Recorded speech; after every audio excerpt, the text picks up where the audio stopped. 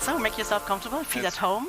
Great to be here on this Wonderful to have beautiful you. stage, this amazing conference. Right, the room is packed, that's how it should be. Well, it's an absolute honor to have you joining us here today, giving us your time for a good 25 minutes to share exclusive insights. I'm excited. Let's start maybe with, I've said it just now, you've spent nearly 20 years at Expedia Group. You held leadership roles across 3 continents. And has there been one pivotal moment in your career where you'd say that really shaped your leadership style or outlook on the travel industry? Well, 20 years at Expedia and more than 25 years in travel. So many moments, mostly good, not all good. And pivotal, I'd say it's sometimes difficult to know what is pivotal until many years later. And I've had a few of those. Back earlier in my Expedia career, I was working in Seattle. We did a joint venture with AirAsia, and these are Barry Dillers, our chairman, and Tony Fernandez from AirAsia came together, a really visionary move. I knew nothing about it. It was announced. They asked me to be on the board. We started growing in Asia. I moved to Singapore in 2015. We invested in Traveloka the next year, just started a series of, for me, personal, professional, and for Expedia Group, business growth around the world. And so that was a pivotal moment I didn't realize at the time would be so important for me in my life. Right, yeah, that's exciting. I mean, we all heard of these brands, right? It's always fantastic to go back in the history of our industry. It's a fascinating history. Yeah, absolutely. And I'm sure there's not one single person that can paint it all down because it's so complex, right? Or at least I would be very impressed if there would be one person being able to do that. You just walk around these buildings and you see the complexity, the diversity of this industry. It's incredible. Right, yeah, and I mean, the more important are partnerships, right? So Expedia Group emphasizes partnerships as a cornerstone of its marketplace. And in your view, from where you sit, what makes a great partnership, and how do you foster trust and alignment with your partners at Expedia? Well, so we have a lot of partnerships, and I'd say they're mostly great. And just to have a good partnership, you really need to try to remove friction from the process, from the travel experience. So ensuring that we have aligned policies and procedures and that generally it's good for our travelers. A great partnership requires a lot more investment, and that is how we create value for ourselves, of course, but for our partner, for travelers, and that takes a lot of work. And we have a team of, well, there's 15,000 of us at Expedia Group, but a few thousand that work closely with our partners around the world and to make sure that we are delivering value. Right, all right. And is there maybe a recent example of a partnership that you recall where you say this is really exceeding your expectations, or that's something where you say there was an unexpected innovation? Well, I mean, there's probably recency bias. We just announced a couple of big partnerships here with Emirates, with Moroccan Tourism Board. We a couple weeks ago, last week maybe, announced we are the first and only OTA to be selling Southwest Airlines in the United States. And I think that's a testament to the work that we do, that we invest to ensure that our partner is seeing the value of working with Expedia Group. And there are many over the years. If you go back 10 years, Expedia Group was fighting pretty ugly public battles with hotels. And I'm sure there's some of you here who remember that. And especially like Marriott and Hilton and some of the big chains. And we really worked hard to understand each other on both sides. And Marriott, just as an example, we announced in 2018, 2019, coming out of that period, a whole new partnership and a whole new take on the partnership. We launched what we call optimized distribution, and that was distributing wholesale rates around the world, and it was solving a problem for them, and it created a new business for us, and that's been a large part of our B2B growth, working with Marriott. Yeah, that's a beautiful example. And with over 3 million properties and partners spanning from airlines, activities, rentals, I mean, it's a vast ecosystem, right? We spoke about the complexity. How do you make sure that this is working seamlessly in the travel experience? I mean, there's so much in the background to orchestrate. It is a complex industry, as you said, and it does require a lot of coordination between all of us. And we do that, obviously. Technology is a big part of it, and ensuring that we have the right connectivity partners, that we're providing tools to our partners, the hotels and airlines and such, that we are providing a great travel experience through customer service and the tools that we have for our travelers. And just like I said, ensuring that those are aligned with our partners. Right, okay. I mean, it seems to work, right? So it's... well, we're still growing. Yeah, I mean, I find it very fascinating how to make this all, like all these parts to one functioning experience then, right, at the user front end.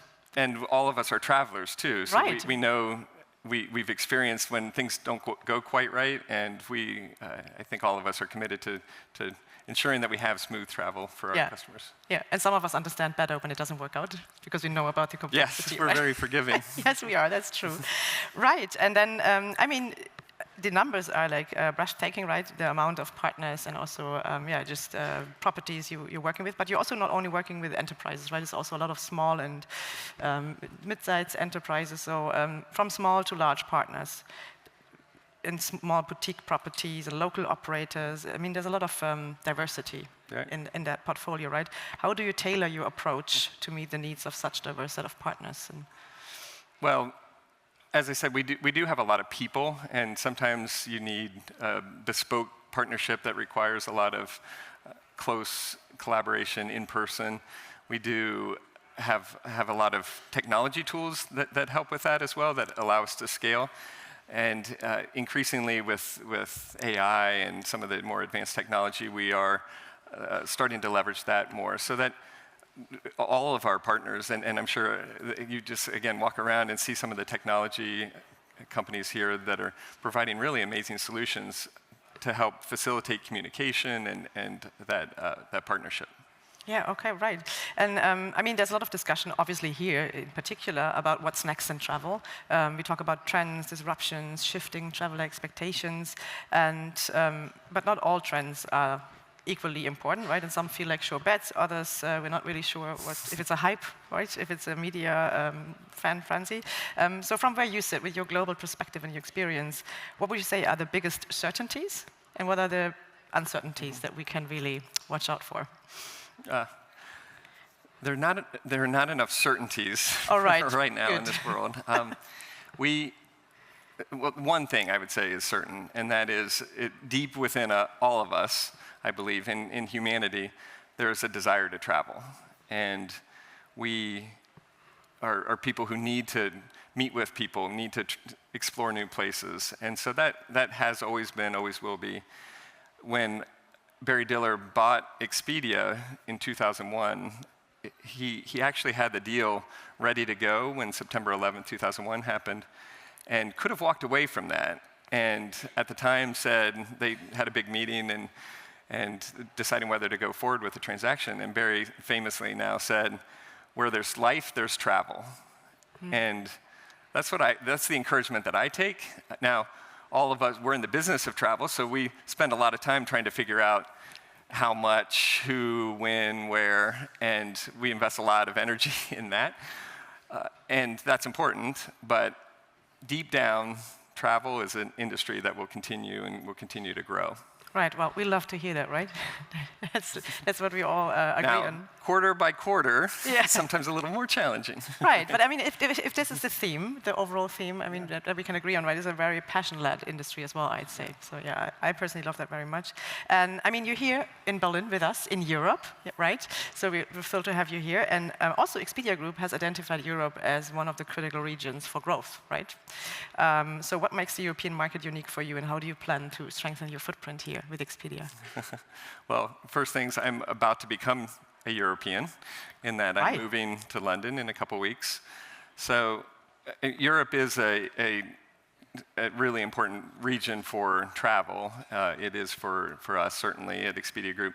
Both the supply, this is a place where people like to come and has important it's an important destination, but it's also an important source market for us. And we have strong brands, especially in the UK with Expedia. We have Hotels.com is strong throughout the region, especially in the Scandinavia. We have growth ambition that goes well beyond that with our increasing supply. We are adding Ryanair flights later this month. We just announced an NDC connection with Aer Lingus. There's much more that we're doing on the supply side as well. So Europe will continue to be an important market in travel for Expedia, certainly. Now, we do have a few competitors here, one big one, and we welcome that challenge. We will definitely continue to grow in Europe. Right, okay, thank you. And then you're also, with Expedia, obviously one of the leaders in travel tech innovation, right? So with AI, the absolute buzzword of this convention, everywhere in any session, how is AI is reshaping all these industry sectors, and how are you ensuring with this big enterprise of Expedia that you stay ahead in delivering real value to both the travelers and your partners, given these shifts at the moment with AI and other trends? Well, it took you almost 15 minutes to get to AI, so that's probably That's good, a right? I want actually. you to acknowledge that, please. Yes. I would normally answer this talking first about the traveler, and I'll get to that. But last night I was at dinner with a group of people, and there was an entrepreneur, technology entrepreneur, who was telling me about how they're using technology, AI specifically, to improve their productivity of the development for their engineers. And of course, we're doing that. I'm sure everyone's trying to do that. But the scale and the speed of adoption for his company was striking. And I went back to my room and sent notes out to our new CTO and said, we have work to do. The technology is changing really, really fast, and I do think that productivity will be a big part of that. I had some meetings yesterday, and one of the salespeople on my team said that she prepared the brief using Gen AI, using ChatGPT, to match me with the person I was meeting with and what were our common interests, and it's fascinating. And so we have to use it. All of us have to use it to improve our productivity. But in travel, I think there are some really amazing opportunities with our travelers. I mean, from Berlin, you have billions of options, literally like billions of options for a vacation. And 60% of the people, when they start planning for travel, don't know their destination. So even just selecting a destination, figuring out your trip, Gen AI will certainly play a big role in that. With our partners, we have been using AI, machine learning for a long time, Gen AI and creative AI more recently to improve the listings and content, to match hotels with the demand, to improve pictures. We take static pictures and make them, looks like the water's moving in the pool and things like that make it more engaging on the site. So AI it's here to stay. So mark that down. I think we caught that by now, I'd say, after yesterday. But I mean, it's exciting. The outlook is just there's so much opportunity, right, for all of us if we embrace it and do it wisely. Yes. Right? Yeah. I also learned it's a marathon, right? So you cannot expect to accelerate. It's a very fast marathon, though. Yeah. Okay. Well, I take note of that then. Well, then we have another topic in the industry that's always discussed for many years, right? And I think everyone is trying to excel at that. As the travelers expect total flexibility, they want convenience, they want personalized recommendations, and it's just really more sophisticated every day, it feels, right? For sure. So how do you ensure that your loyalty offerings, like the entire realm of loyalty, that remains competitive and compelling? Well, first, most fundamentally, I would say loyalty is created when you provide unique value. Right. And there are many ways that you can provide unique value to travelers, and we do that through our site experience, through customer service, through the products we sell, and through a loyalty program, a more formal program, and we have one of those. And that's important. The other part of loyalty in travel, though, is that people want to use their loyalty currency, their points or miles or whatever, for trip elements. And our data suggests 85% of people plan to use some sort of loyalty currency in their next trip. So that's a pretty massive segment of our industry. And so really trying to think, how does our own loyalty play into that? How do partners and the banks and financial services that are big into loyalty, how does that all work together? I think is an important part of our business. Right, and it would already be a challenge to, streamline all within your enterprise, right, from all these areas, from flights and hotels, but now then opening up to the wider ecosystem. Right, and which is why Expedia has really shifted from, we have a few important brands at hotels.com and Expedia and Vrbo and some local brands, but we really see ourselves as a marketplace and an ecosystem where we have a bunch of supply coming in, and anyone who wants to sell through Expedia Group should be able to do that. And then we have a lot of demand coming in through different channels, our brands as well as our partners like banks and airlines and others. Right, okay, got it. And travel advertising, right? You also had the media part of the business, and it's becoming increasingly valuable, the Expedia media business. So how do you balance the monetization, which is important, obviously, in advertising, with maintaining the special factor, like the exceptional experience for the travelers? Right. Well, I see our advertising team over here, and there's a lot of pressure on them because it is a big business for us and fast-growing, really important. But it is a big, fast-growing business because we provide relevant advertising. It adds value to our travelers. And for our advertisers, it's an incredible return on their investment on advertising spend. We continue to invest in the product itself so that it's a good part of the experience. We're very careful about what kind of ads and advertisers we work with. And most importantly, it's advertising, I think generally, and certainly for us, it's about providing the right information at the right time to the right person. And we have the data to do that.